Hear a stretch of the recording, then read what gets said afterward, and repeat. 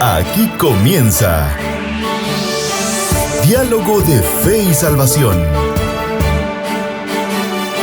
Un programa que pretende establecer una conversación permanente entre la Biblia, palabra de Dios, y la cultura de hoy. Diálogo de Fe y Salvación.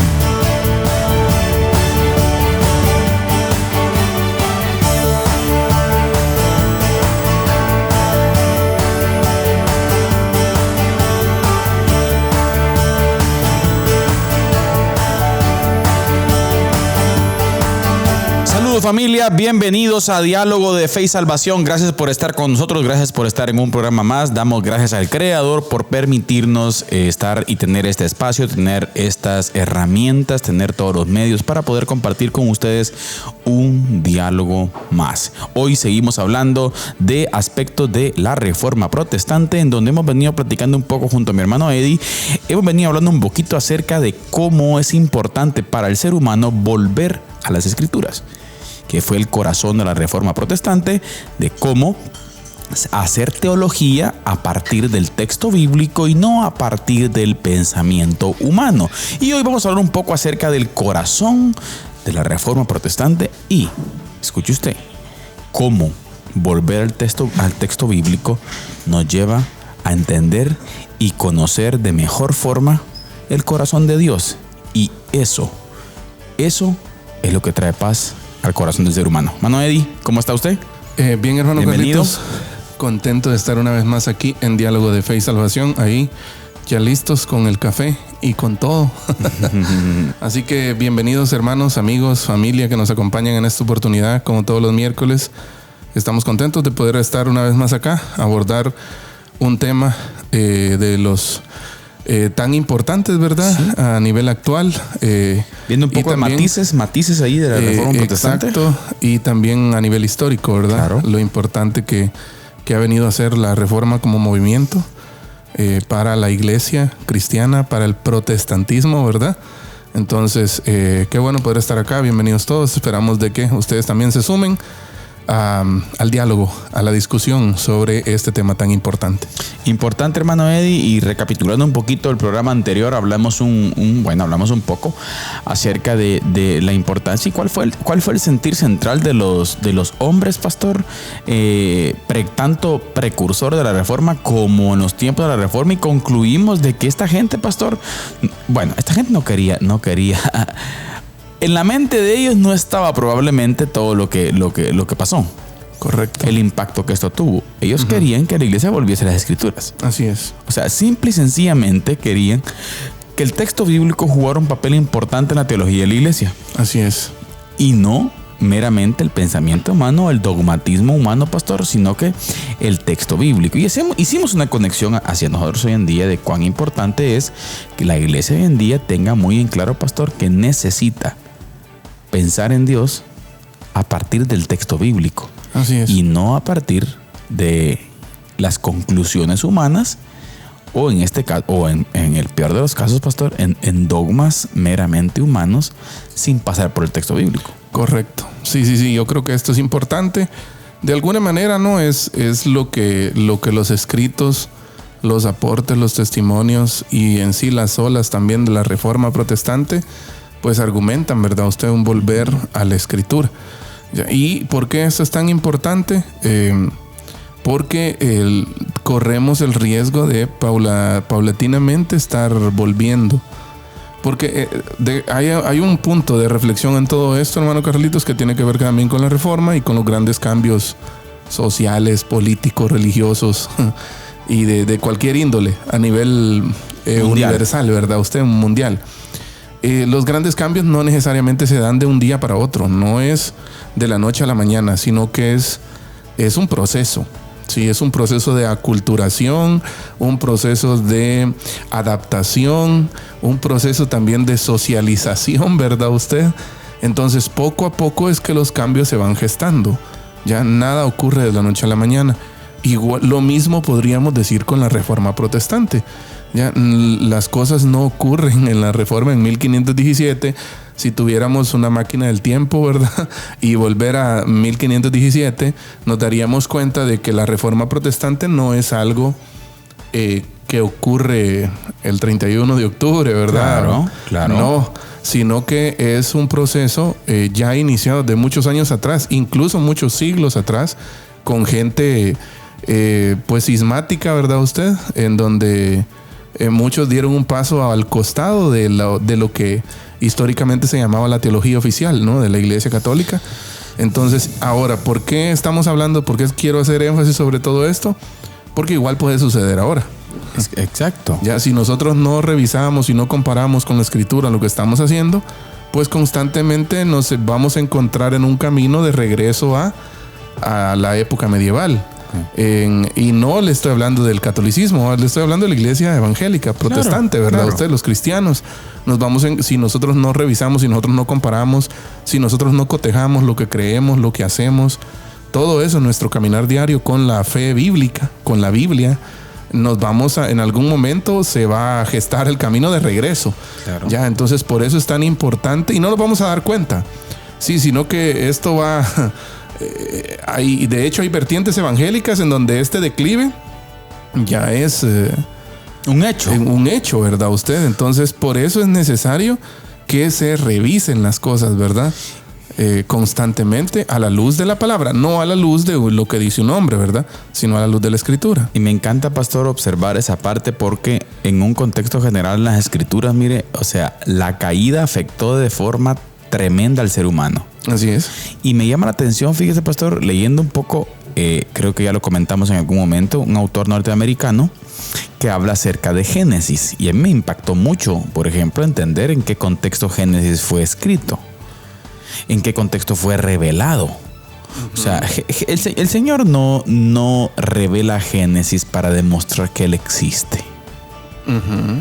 El Señor revela Génesis, pastor, en un contexto específico para que el pueblo no olvidase quién era Él. Sí.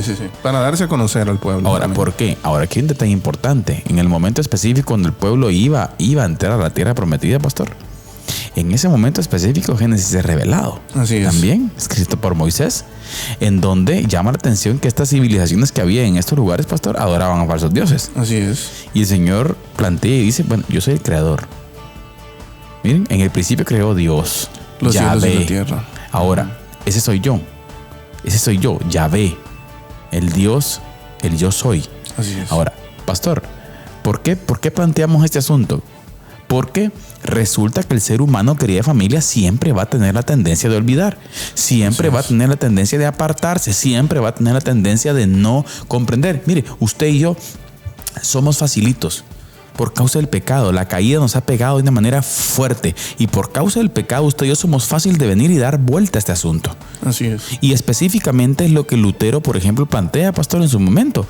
Llama la atención en un argumento que leíamos de cómo Lutero en algún momento, pastor, teniendo un concepto errado acerca del Señor, él terminaba, en vez de amar a Dios, terminaba odiándolo. Así es. Y él mismo lo dice. O sea, ¿cuál es el peligro que corremos y por qué estamos planteando? ¿Cuál es la tesis principal de este programa?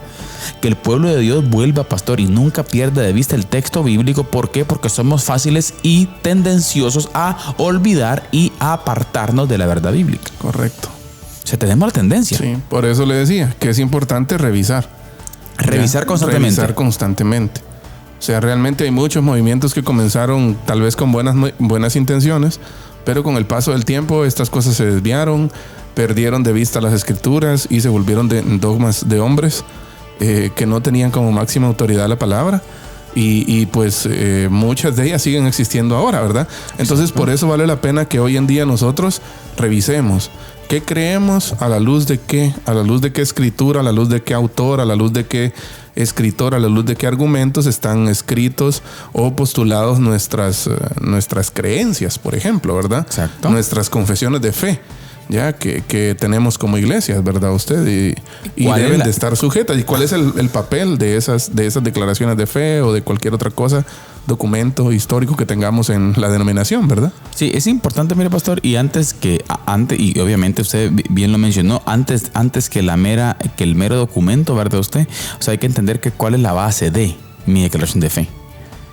Sí, la base de mi declaración de fe debe ser exclusivamente el texto bíblico. Así es. Entonces, necesitamos comprender, querida familia, que el texto bíblico es imprescindible, pastor. O sea, no existe una otra fuente de información. No hay sustituto. No hay sustituto. Y ahí donde viene pues el corazón de la reforma, ¿no? con relación a las 5 solas, ¿no? Hay un libro bueno, Ministerio Ligonier escribe un libro muy interesante, pastor, que tiene que ver con el corazón de la reforma también, y que hace un énfasis específico, ¿verdad? Usted a eso, a las 5 solas. O sea, solamente eso es el marco teórico de mi fe. Exacto. O sea, el marco teórico de la fe, pastor, específicamente de la fe salvífica, tiene que ver con las escrituras. Así es. ¿Sí? Solo escritura, solo la gracia, solo la fe, solo Cristo y solo Dios la gloria. Solo Dios la gloria, exacto. O sea, nada más. Así es. Y todas nuestras declaraciones de fe, todas nuestras conclusiones específicas que tengamos como denominación deben estar totalmente conectadas, pastor, al texto bíblico. De lo contrario, hay que revisar. Así es, sí. Y esto no es algo con tanto debate que existe hoy en día, ¿verdad? Esto no es algo que empezó en 1517, ¿no? Pedro dice, tenemos también la palabra profética más segura, a la cual hacéis bien, dicen, estar atentos como una antorcha encendida, dice, hasta que el lucero de la mañana Cristo alumbre sobre vuestros corazones. O sea, constantemente el Señor nos está llamando a volver a la palabra. Exacto. Ya, entonces, esto no es algo que empezó Lutero, sino que es algo que siempre ha existido a lo largo y ancho, de hecho, a lo largo y ancho de la historia. De hecho, cuando usted mencionaba el Génesis, ¿no? ¿Cuál es el propósito del Señor de revelarse en su palabra? Pues que le conozcamos en su palabra y que nos dejemos llevar por su palabra. Y es un punto que vamos a conectar en la segunda parte del programa hoy, pastor. Ajá, por lo que él dice, ¿verdad? Exacto, o sea, porque muchas veces también podemos caer en una dinámica, pastor, de ciertos conocimientos teológicos o definiciones específicas que el texto bíblico da, pero desconectamos un poco eso de la parte práctica, de la vida. O sea, de la transformación, de cuál es el objetivo del Señor al respecto con relación a su palabra. ¿Qué es lo que el Señor quiere de mí? ¿Cuál es el propósito de Dios al revelarse a nosotros? O sea, ¿qué busca Dios con que haya inspirado el texto bíblico? ¿Y qué busca Dios con que me esté animando constantemente a yo venir al texto bíblico? Alguien podrá decir, no, pues que lo que Dios busca es una estructura doctrinal correcta. Lo que Dios busca es una estructura de enseñanza bíblica correcta. Lo que Dios busca, pastor, es la transformación del ser humano. Exacto. Una vuelta a Edén, una vuelta a la comprensión de lo que Él es y no meramente aspectos institucionales, si queremos verlo desde ese punto de vista. Sí. Entonces no podemos perder de vista esa parte. Sí. No podemos perder de vista que la transformación del ser humano juega un papel muy importante. Y eso es lo que denota el testimonio de Lutero, de cómo en el proceso, pastor, tiene esa capacidad de ver cómo él, al no tener un acercamiento al texto bíblico, él tenía ciertos matices de Dios, los cuales no eran los más correctos. O sea, y tenía razón. Y sabe, pastor, yo a veces pienso, hoy en día pasa lo mismo. ¿Pero qué pasaba con Lutero en aquel tiempo? Él veía a un Dios exigente. Sí.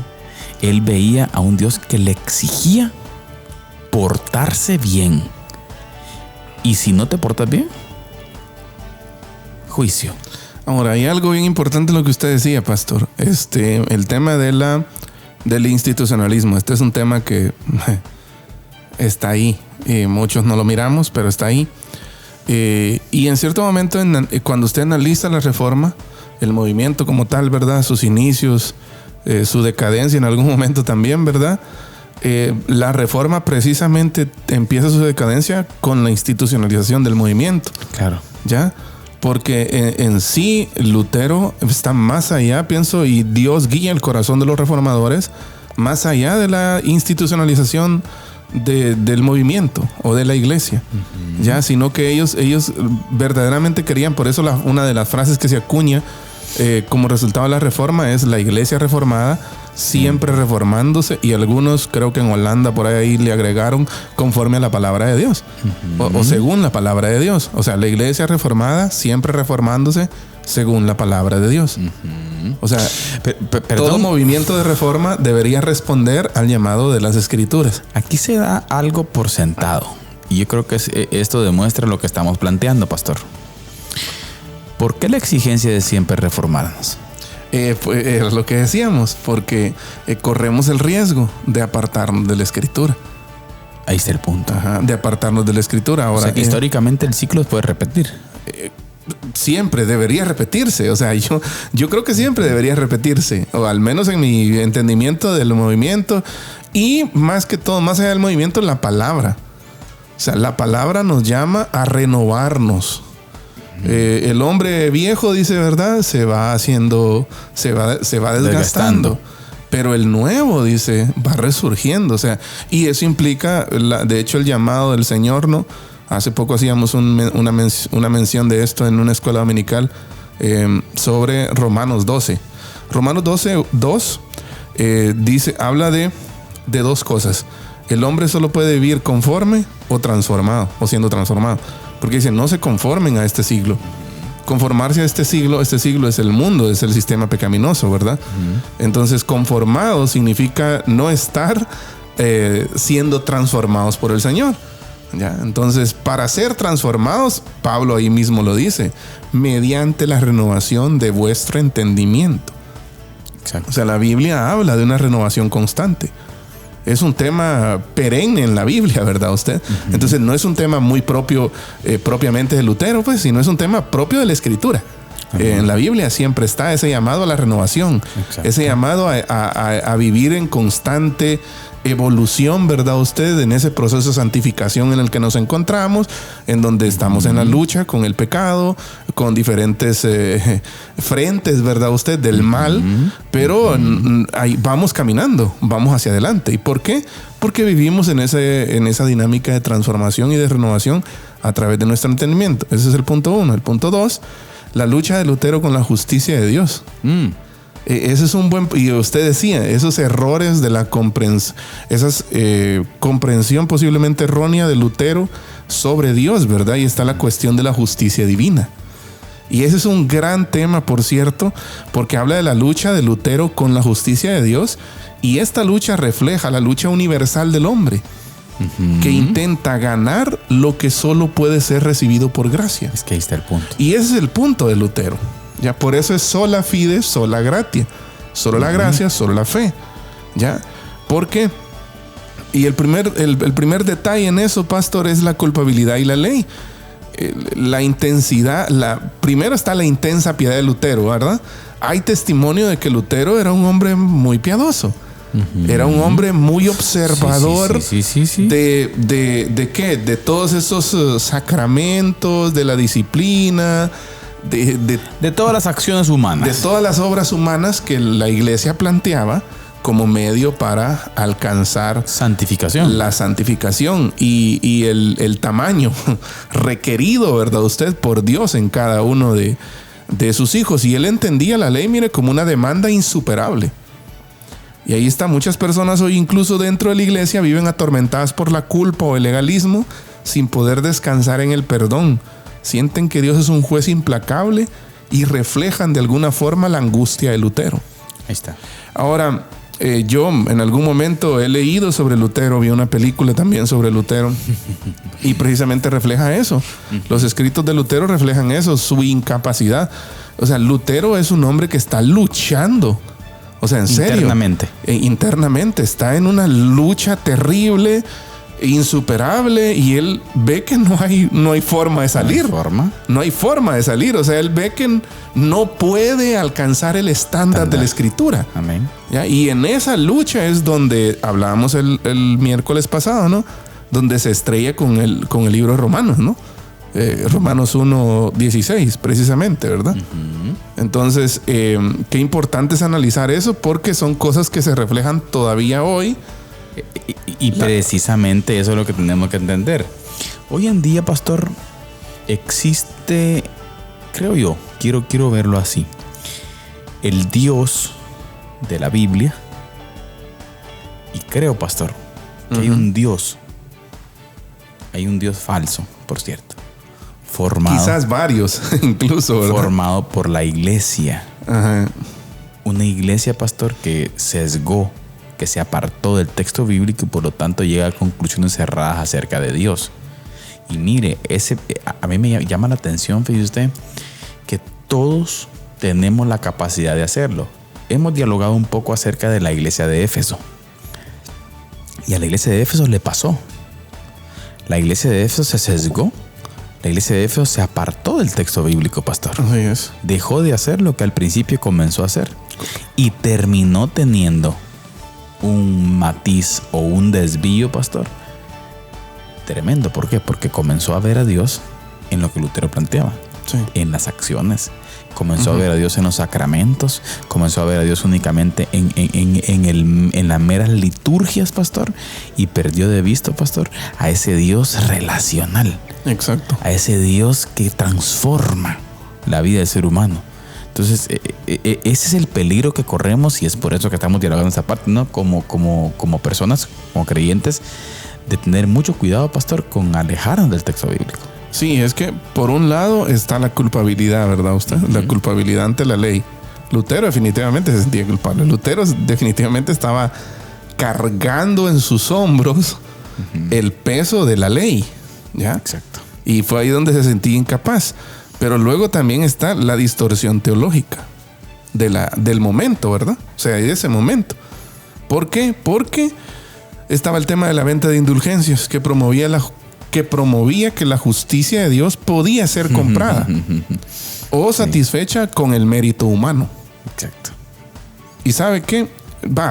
Ahí yo he escuchado unas sandeces ahorita de tonterías sobre Lutero y sobre la reforma en las redes sociales que de verdad a veces no creo que no vale la pena, ¿verdad? Meterse en esas discusiones. Pero más que... Porque la mayoría de gente muy devota al romanismo ve a Lutero como un atacante, como un enemigo acérrimo hacia la institución católica, ¿verdad?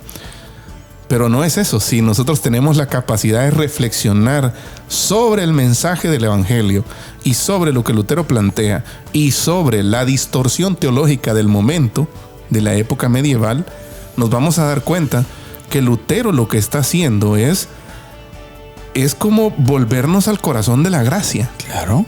Ya, porque lo que en ese momento está haciendo la iglesia a nivel institucional es un ataque directo a los medios de salvación. Al texto bíblico, exacto. Ajá. O sea, a la fe y a la gracia. O sea, yo creo que si haciendo el análisis de una forma objetiva, sin sesgos, ni con inclinaciones, ¿verdad? Usted, inclinaciones románticas, vamos a decirlo así, hacia la religión, se debería estar agradecido, pastor, también desde Roma por los aportes de Lutero. Sí. Porque ayudó también que Roma lograra enderezar un poco el barco. Correcto. Porque estaban pasando cosas que si usted lo ve o alguien lo ve desde la perspectiva, como le digo, objetiva, dice, no, pues que era necesario. O sea, era necesario.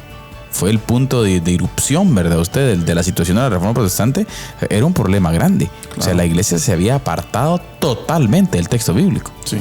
Y ahí fue es ahí donde surge entonces, ¿verdad? Usted, esta iniciativa de Lutero. Así es, definitivamente hay muchas cosas. Ahorita me estaba recordando precisamente de como para echarle más leña al fuego, dije yo, ¿verdad? Pero no, que el Señor nos libre, dijo. Yo creo que fue anteayer, dijo, ¿verdad? Que salió este comunicado del dicasterio de la fe, ¿no? Mater Populi Fidelis, sobre si María es la madre del pueblo fiel, no la corredentora, ¿verdad usted? Ajá. Y el dicasterio para la doctrina de la fe se ha publicado una nueva nota doctrinal, Mater Populi Fidelis, aprobada por el Papa León XIV y firmada por el cardenal Víctor Manuel Fernández, que es el que preside el dicasterio de la doctrina de la fe, ¿verdad usted? Y me llamaba la atención porque en realidad yo no había visto algo que hiciera tanto ruido en las redes sociales como eso. Sí. Porque así... es un golpe fuerte a la teología popular. A la teología mariana, digamos, ¿verdad? Usted, a la mariología. Exacto. ¿Ya? Pero y ya hay análisis. Hay una cantidad de cosas. O sea, incluso vi un padre que se había alejado de las redes sociales y solo por eso volvió. Entonces, Pero si usted va, vi a una periodista en X que es la delegada, es una delegada de prensa delegada oficial de prensa en el Vaticano. Y ella subió como 2 videos a X de cuando fue la rueda de prensa. En donde se anunció Mater Populi Fidelis, algo así se llama, ¿no? Y hablaba sobre lo que piensa el dicasterio de la fe o el magisterio también de la Iglesia Católica, aparte sobre los títulos de María, sobre los títulos que se le adjudican a María. Y uno de los títulos que según ellos dicen ahí que está mal aplicado y que no se aconseja que lo apliquen es corredentora. Sí. ¿Ya? Entonces, y aquí entramos a un lío. La cosa es que si usted ve los videos, y usted lo puede buscar en X, ahí están. La cosa es que si usted ve los videos, es una legata. O sea, realmente, mientras la curia de la iglesia está dando el anuncio, ¿verdad? Hay un montón de gente gritando, ¿verdad? Que no. Porque evidentemente la teología mariana tiene mucho poder, sí. Muchos adeptos.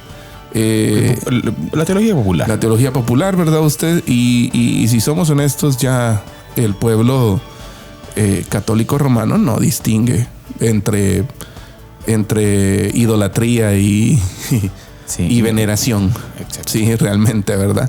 Entonces, yo creo que hay una opinión muy distinta del magisterio de Roma a lo que hoy popularmente en los pueblos se cree de María. O sea, y mire, y aquí no estamos obviamente nosotros tenemos muy buenos amigos católicos romanos, y no estamos aquí tampoco para crear una controversia, ¿verdad, Eddie? Así es. Pero siempre se ha hecho la invitación de sentarse, respirar profundo, tranquilo, ¿sí? Ser objetivo y darse cuenta que lo que el magisterio plantea, pastor, no es lo mismo que lo que la teología popular. Sí. Es más, hay ciertos sectores conservadores, por ejemplo en España, de Roma, que dicen que el catolicismo en Latinoamérica es hereje. De hecho, fíjese que en la conferencia de prensa el escritor, el autor más citado fue Joseph Ratzinger. Sí, pues. ¿Ya? Y para muchos es incoherente. Porque Joseph Ratzinger, Ratzinger, el Papa Benedicto XVI. Benedicto XVI, exacto.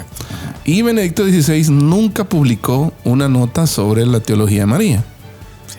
Pero en sus escritos, claro, y en sus libros, directamente él es alguien, y lo vamos a decir así con el debido respeto de todo el pueblo, ¿verdad usted? Pero hay que reconocer ciertas cosas también. Es alguien que tiene una cristología muy bárbara, muy fundamentada. Exacto. ¿Ya? Y se puede ver en varios de sus escritos, ¿verdad usted? Y la cosa es que aunque él nunca publicó algo contra, fue el más citado. Claro. ¿Ya? ¿Por qué? Porque tiene una cristología bien fuerte, ¿ya? Y aunque quizás nunca explícitamente lo dijo, pero es alguien que tiene bases fundamentales. Muchos de los comentaristas, pastor, hacia la biografía de Ratzinger hablan de un hombre extremadamente conservador, de perfil bajo, que más que hablar actuaba. Sí, pues. Y tenía que fundamentar bien sus argumentos. Y él trabajó mucho en el magisterio. Bueno, de ahí, él era, si no estoy mal, el jefe del magisterio antes de ser papa, en los tiempos de Juan Pablo II, por ejemplo. Entonces, el tipo era alguien. Yo tuve la oportunidad de leer el libro de escatología de él, y la misionología de la iglesia que él plantea en escatología, pastor, es algo buenísimo, ¿no? Ajá. Entonces, yo creo que tenemos que en estos tiempos, pastor, tener la apertura de venir y acercarnos, y creo que el pueblo de Roma también necesita ver esa parte. Así es. Para acercarse con amplitud de pensamiento, sí, y sin... Y dialogar es el punto. Sí. Un diálogo respetuoso, un diálogo saludable. No tenemos por qué andarnos tirando entre nosotros constantemente. Un diálogo respetuoso. Podemos platicar, sentémonos, hablemos. Claro. ¿Ya? Yo creo que hacer teología se enriquece más de esa forma. Y bajo la premisa que estamos planteando, pastor. O sea, no bajo ningún tipo de dogma, sino bajo el texto bíblico. Sí, pues. Es que es el punto. Ir al texto bíblico. Bueno, pero a eso es lo que muchas veces se le tiene temor también. Sola escritura. Bueno. Pero bueno, estamos hablando un poco acerca de la Reforma Protestante, los matices, algunas aplicaciones prácticas, algunos destellos del movimiento reformador que nos pueden servir a nosotros como punto de referencia en la actualidad, como iglesia y como cristianos también, para revisar constantemente qué es lo que estamos creyendo, qué es lo que estamos predicando, qué es lo que estamos enseñando, y así corregir y reformar a la luz de ¿qué? A la luz de un teólogo específico, de Lutero, no, ni de Calvino, ni de Arminio, ni de nadie. Es a la luz de la Escritura. Amén. A la luz de la Escritura. Hay gente por ahí conectada, pastor. Saludos Así es. especial al hermano Philly Bustamante desde Waco, Texas, dice. Saludos, hermano Philly. Dios lo bendiga, hermano Philly, siempre pendiente de Diálogo de Fe y Salvación. Muchas gracias, gracias. También un saludo especial a todos los hermanos que nos ven a través de Amigos TV, pastor. Así es, saludos a Ronald Osorio, a César Orellana Bracamonte y a Kevin Omar Sandoval. Saludos, mis hermanos, saludos pendientes ahí. También un saludo especial a todas las empresas de cable, pastor, que están conectadas. Gracias, parte de Zacapa, parte de la parte del Petén, frontera Belice, pastor, Franja Transversal del Norte, también allá en Quiché, pastor. Así es. Ixcán, Playa Grande, pendiente también de Diálogo de Fe y Salvación. Muchísimas gracias. Así que gracias por estar con nosotros. Así es. Bueno, entonces los vamos a dejar a continuación con La Resistencia, con nuestro hermano Carlitos Vidal. Quédese. Hoy está picante, pastor. Sí, va. Sí, bueno, todos estamos expectantes aquí. Les invitamos a que se queden para la segunda parte del programa porque tenemos algunas buenas conclusiones y les animamos también a opinar, que se sumen a la discusión sobre este tema, sobre las matices, sobre los destellos de la Reforma Protestante para este tiempo. A continuación, La Resistencia con nuestro hermano Carlitos Vidal. Les escribo para exhortarles a contender ardientemente por la fe, que fue entregada una vez y para siempre a los santos. Judas, versículo 3.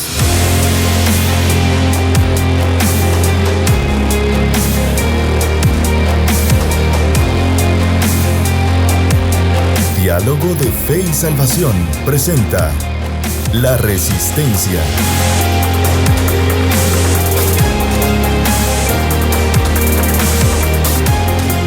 Saludos, familia, bienvenidos a La Resistencia, este espacio en donde desde una perspectiva bíblica analizamos los diferentes sucesos que pasan en nuestro mundo de hoy y obviamente que están conectados con el pensamiento de la iglesia. Y hoy vamos a hablar de una resistencia, la cual muchos al principio, cuando escuchen el protagonista de la resistencia, van a decir, bueno, mi hermano Carlitos va a hablar de fútbol o qué. No. Hoy en La Resistencia el protagonista es Cristiano Ronaldo, así como usted lo escucha, como algunos jóvenes le dicen, el bicho.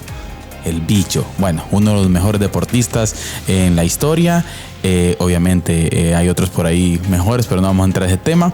Pero lo que yo quiero plantear es de que el futbolista Cristiano Ronaldo, como ustedes saben, pues hoy en día es residente en la parte del Medio Oriente, en la Liga Saudí, pues también tiene un podcast el cual ha invitado a muchas personas y tiene muchos seguidores. Si no estoy mal, es el deportista con más seguidores en el mundo. Pero lo que yo quiero hacer énfasis con relación a Cristiano Ronaldo es de que estos días específicamente tuvo en su programa a un periodista inglés, el cual se llama Piers Morgan, el cual es el escritor de un libro el cual se titula Lo Woke está muerto. Escuche usted, lo woke está muerto. Y esto le ocasionó a Cristiano Ronaldo un sinfín de críticas de parte del wokeismo, de parte de todos los movimientos feministas, de parte de todos los movimientos LGTB, de parte de todos los movimientos islamistas y un sinfín de críticas hacia el wokeismo. Y como ustedes se recordarán, desde la Resistencia hemos hablado mucho acerca del wokeismo y pues es una ideología la cual pues dentro de sus raíces, dentro de sus venas, tiene una total guerra contra el pensamiento cristiano, contra una cosmovisión creadora, ¿sí? Contra una cosmovisión donde existe un Dios creador. Entonces, el wokeismo es esa ideología la cual promueve esa guerra de pensamientos, en donde, por ejemplo, se afirma, como les decía, la ideología de género, se afirma el feminismo, se afirma el aborto, se afirma la lucha de clases, se afirma la lucha de razas, la lucha de religiones y un sinfín de cosas más que esto ha afectado. Y determinadas en muchas formas, Cristiano Ronaldo siempre ha sido, en su opinión, anti-woke, ¿sí? En su momento, pues estando jugando en la Juventus de Turín también, según lo informa la Gazzetta dello Sport, uno de los periódicos más reconocidos en Italia, afirmaba de que Cristiano Ronaldo, un católico devoto, por cierto, afirmaba que él anhelaba un mundo con principios y con valores para sus hijos, pero que no estaba para nada de acuerdo con todos los principios antibíblicos que se estaban queriendo promover por diversas figuras públicas en aquel tiempo. También en el año 2022-23, si no estoy mal, tuvo reunión con el famoso profesor Jordan Peterson, canadiense, el cual es un defensor de los principios conservadores también, y hablaba acerca de que estaba muy de acuerdo con la agenda que Jordan Peterson planteaba y explicaba. Por lo tanto, querida familia, hoy obviamente todos entendemos de que Cristo Jesús está en su trono y estas son cosas que, bueno, pues a la iglesia del Señor no afecta, que entendemos que el Espíritu Santo del Señor está con nosotros, pero son cosas que suceden y que son aspectos estratégicos que ayudan para que el pensamiento de mucha gente venga y se dé cuenta de lo que está pasando. Y qué bueno que Cristiano Ronaldo, qué bueno que el bicho se plantea de esta posición. ¿Por qué? Porque llega a muchos jóvenes que comienzan a preguntarse ¿y qué significa eso que el wokeismo está muerto? O sea, él viene y plantea esa idea en ese programa con este famoso periodista y por lo tanto, querida familia, desde la Resistencia queríamos hacer mención del bicho. Qué bueno que el bicho está a nuestro lado en ese tipo de pensamientos. Así que, familia, esto fue la Resistencia. Recuerden, no nos dejemos llevar por el desánimo o por el temor. Recuerde que Cristo Jesús reina hoy. Esto fue la Resistencia. Que Dios les bendiga. Les escribo para exhortarles a contender ardientemente por la fe que fue entregada una vez y para siempre a los santos. Judas, versículo 3.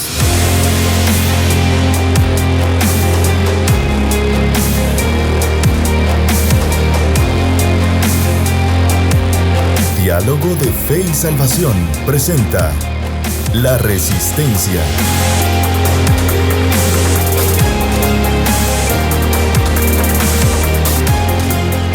Bien, hermanos y amigos, estamos de vuelta aquí en Diálogo de Fe y Salvación después de la resistencia ahí del bicho. Pastor, usted es bicho. Ya bicho, se volvió madridista, dije usted es bicho lover. No, como dicen los jóvenes, usted es bicho lover. Yo soy Messi lover, pastor. Pero qué bueno por el bicho, pastor. Sí. Estaba viendo un poquito acerca de las diversas opiniones que ha tenido en estos últimos años. Y qué bueno que esté inclinado por los pensamientos conservadores, pastor. Sí. Desde sabido, creo. Sí, he sabido desde hace algunos años que su pensamiento es bastante conservador. Pero ahorita se armó porque publica en X, Instagram y en todas sus redes sociales la foto con el libro. El wokeismo está muerto. Yo no creo que esté muerto, ¿verdad? Pero el libro, no, y además, creo que... usted no mencionó otra opinión que dijo él ahí en el mismo podcast. En el mismo podcast con Piers Morgan dijo de que él era un simpatizante de Donald Trump. Uy. Porque Donald Trump era un hombre que podía cambiar el mundo, dijo. Bueno, más allá, solo estamos diciendo lo que él dijo, ¿verdad? Lo que él dijo, sí. Ajá, entonces, estemos no de acuerdo es otra cosa, ¿no? Ajá, entonces, pero, yo creo que le mandó su camiseta firmada también a Donald Trump. Pero sí hizo demasiado ruido, pues precisamente por eso, ¿verdad? La verdad es que hay muchas llenas ahí en Yo creo que hay muchos woke madridistas que dejarán de ser bicho lover probablemente. Posiblemente, ¿verdad? Usted, no, pero en términos de la perspectiva conservadora, pastor, qué bueno. Imagínese usted cuánta juventud no vio este mensaje e indaga. Uh-huh. O sea, imagínese usted el poderío que estas figuras públicas, pastor, tendrían si verdaderamente ellos rompieran las barreras, ¿verdad? Usted de la diplomacia y evangelizaran, ¿verdad? Usted. Sí, lo que pasa es que también muchas figuras también del otro lado. Claro. La vez pasada vi a Javier Bardem, que es cineasta, ¿no? Que estaba con sus opiniones respaldando ciertos movimientos. Y así hay muchos, o sea, muchos. Yo no sé si realmente es una decisión propia de ellos o realmente es una decisión de la empresa que está detrás, que les paga. Pero realmente hay mucha gente detrás de causas diferentes, sí. Impulsando estas causas, tomando en cuenta, ¿verdad usted? El alcance que puede tener la voz de una persona famosa, ¿verdad? Claro. Una opinión de Taylor Swift o de Justin Bieber o de cualquier, de Messi, de Cristiano Ronaldo, obviamente va a hacer ruido, ¿verdad? Entonces, por cierto, rumores de que Messi es evangélico. También, algunos dicen que sí. Bueno, entonces no vamos a entrar a eso, por favor, porque hoy vamos pasando. Regresemos al tema, hermano Eddie, pero qué bueno. La reforma. Qué bueno por el bicho. Sí, la reforma. Mis respetos para el bicho, pastor. Cabal.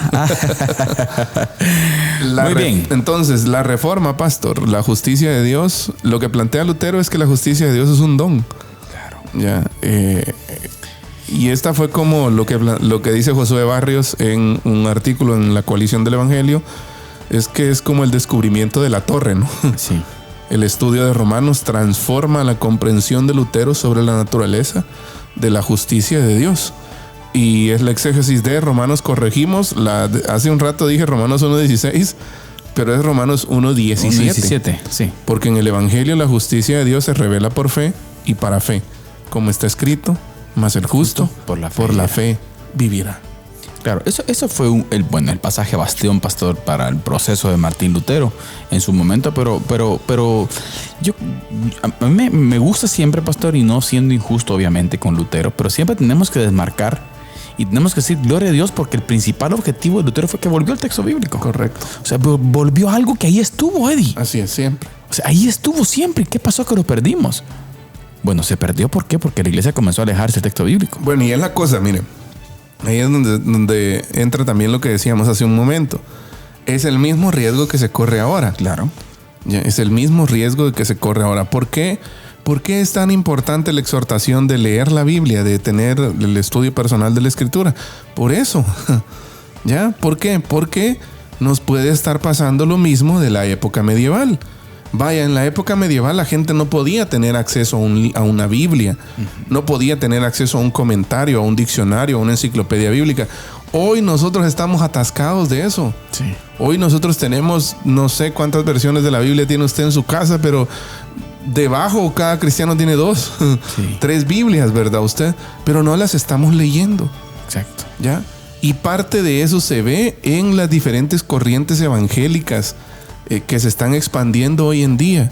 ¿Sabe? Hace poco de tiempo sacó Byte, este canal de YouTube. Análisis histórico en videos de YouTube, y acaban de sacar un video sobre la crisis de lectura en América Latina. Sí. La crisis de lectura de la Biblia.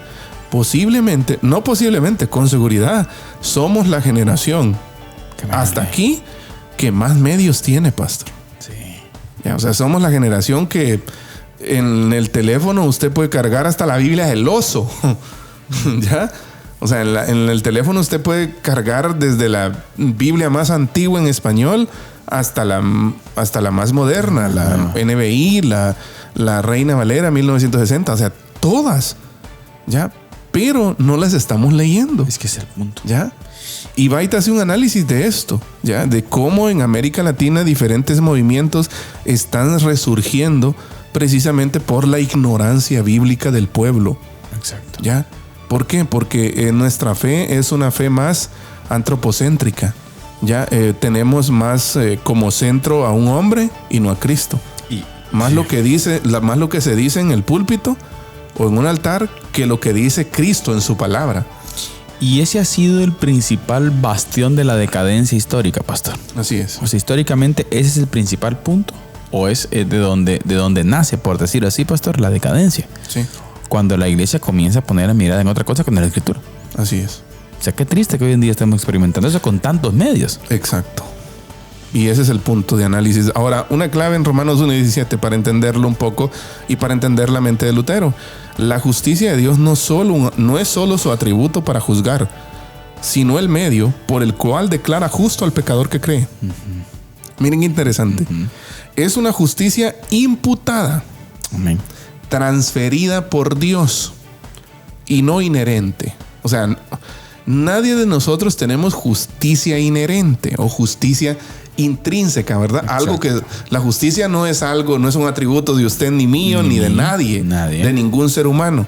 Para que el ser humano sea declarado justo, necesita que esa justicia le sea imputada. Por un agente externo, ¿verdad? Exacto. En este caso, Dios. Y Lutero explota cuando entiende eso. Así es. Y dice, o sea, Cristo es. Y lo mío entonces es la fe. Así es. Sí, la fe. Exacto. Única y solamente. Y ahí es donde parte pues el término sola fide. Exacto. Y luego, solo gracia. La justificación solo por la gracia. Este entendimiento de Lutero, mire, establece que la base de nuestra salvación es la gracia de Dios. Y Pablo lo argumenta en Efesios 2, por ejemplo. Pablo lo argumenta en Romanos, por ejemplo. Ya la paga del pecado es muerte, pero la dádiva de Dios es vida eterna. Exacto. En Cristo Jesús, Señor nuestro. No hay nada en nosotros, ni bueno ni malo, que pueda ganarla o anularla, la gracia. ¿Ya? Ni la podemos ganar, ni la podemos anular. Es un regalo totalmente inmerecido.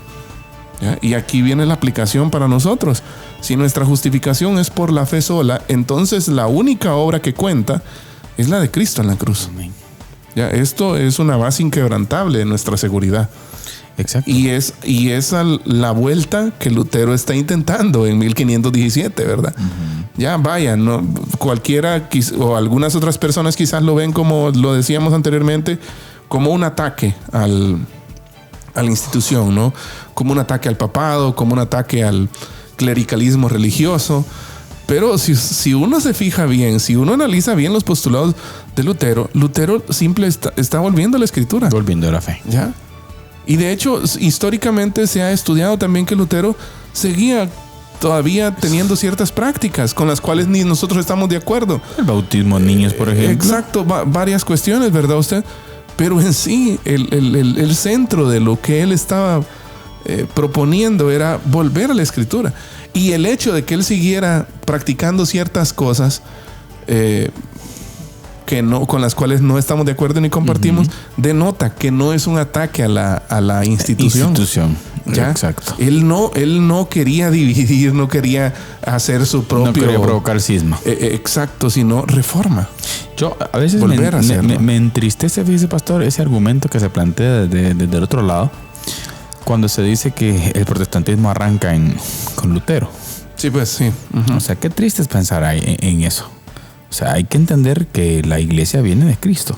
Así es. El fundador es Cristo Jesús. Correcto. Y el fundamento apostólico. Así es. O sea, de ahí para acá sucedieron muchas cosas que muchos nos desmarcamos. Así es. O sea, nos desmarcamos específicamente. No sé, por ejemplo, si gente de Roma hoy en día está de acuerdo con las cruzadas, por ejemplo. O sea, la imposición de la fe a través de la espada.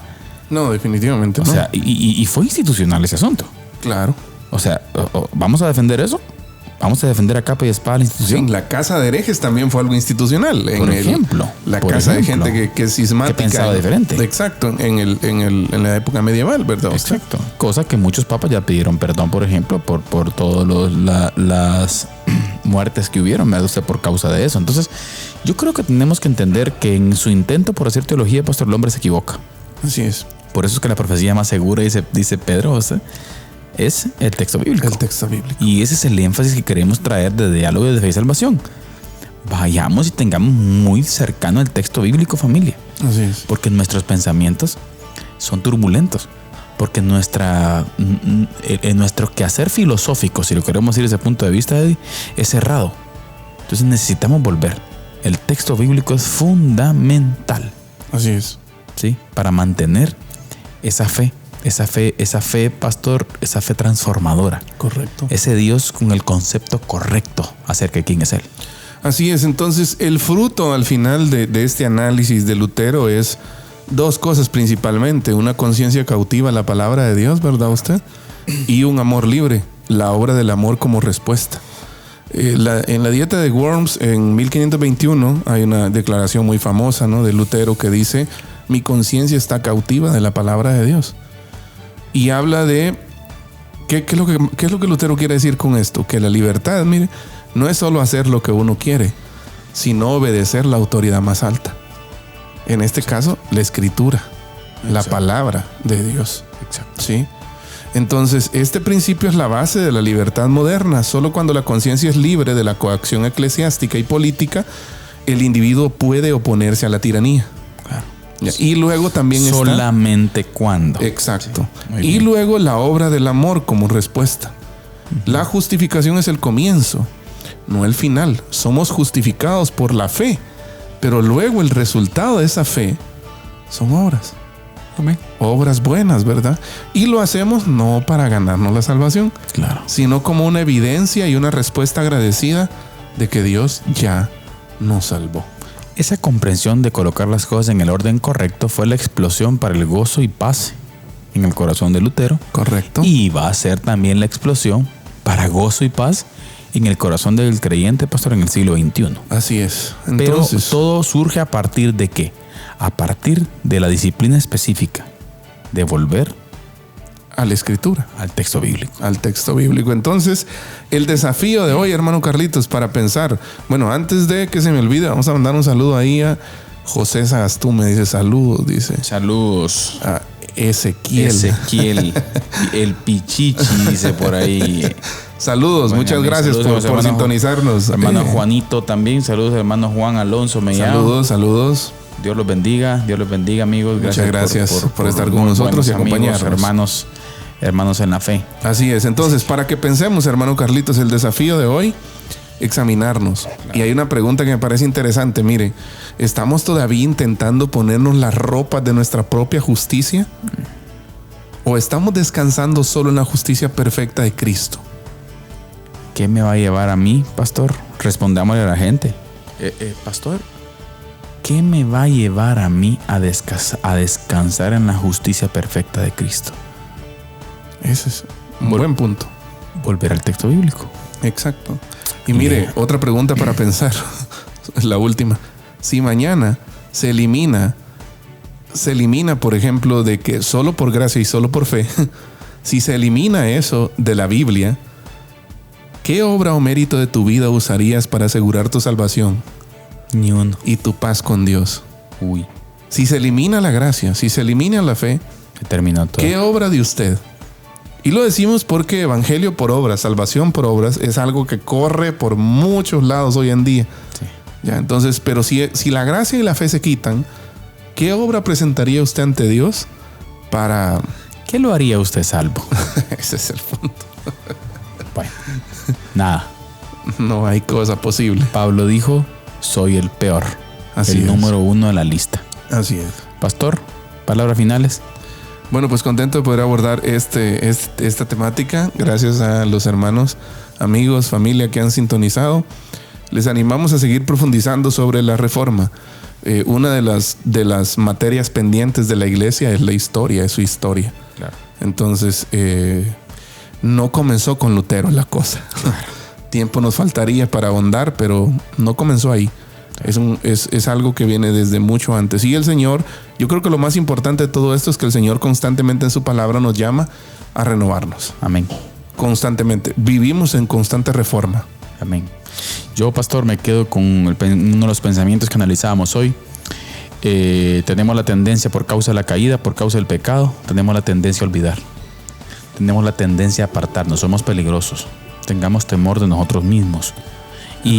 Y por eso Pedro dice que la profecía más segura, el argumento más seguro en donde usted y yo podemos estar es la palabra. Así es. La palabra del Señor. Por lo tanto, antes que cualquier opinión humana, que el texto bíblico sea el fundamento de su fe.